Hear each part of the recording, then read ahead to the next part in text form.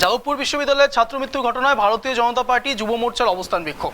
সেই যাদবপুর বিশ্ববিদ্যালয়ের ছাত্রমৃত্যুর ঘটনায় ভারতীয় জনতা পার্টি যুব মোর্চার তরফ অবস্থান বিক্ষোভ। যাদবপুরে এই অবস্থান বিক্ষোভ কর্মসূচিতে উপস্থিত থাকবেন বিজেপির একাধিক নেতৃত্ব।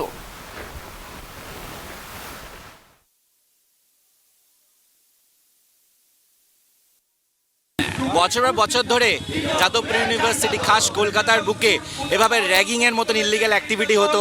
বিভিন্ন সময় দেশবিরোধী স্লোগান উঠেছে এবং অতি বাম মানসিকতার যে ছাত্র সংগঠনগুলো ওখানে এই যাদবপুর ইউনিভার্সিটিটাকে আলাদা একটা নিজেদের একটা রাজ্যের মধ্যে কিরকম একটা যেখানে তাদের রাজ্য সরকারের বা কেন্দ্রীয় সরকারের বা দেশের কোনো আইন সেখানে চলে না, সেখানে ইউজিসি গাইডলাইন্স চলে না।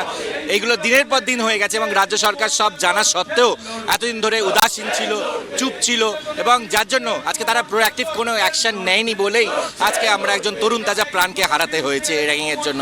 আজকে রাজ্য সরকার যদি গত 12 বছরের মধ্যে তারা একটা প্রোঅ্যাক্টিভ অ্যাকশন নিত, এর আগে সিপিএমদের থেকে আমাদের কখনোই নেই।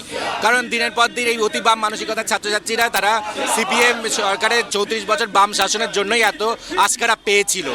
তারপরে 12 বছর ধরে তৃণমূল কংগ্রেস সরকারে থাকা সত্ত্বেও কেন কোনো প্রোঅ্যাক্টিভ মেজার্স নেয়নি? কেন ক্যাম্পাসের মধ্যে র্যাগিং চলছে? কেন ক্যাম্পাসের মধ্যে ড্রাগ এডিকশন চলছে? এই প্রশ্নের জবাব যেমন একদিকে অতিবাম সংগঠনগুলোকে দিতে হবে, তেমনি তৃণমূল কংগ্রেসের উদাসীনতার জন্য আজকে আমরা একজন তরুণ তাজা প্রাণকে হারিয়েছি। জবাব তৃণমূল কংগ্রেস সরকারকেও দিতে হবে।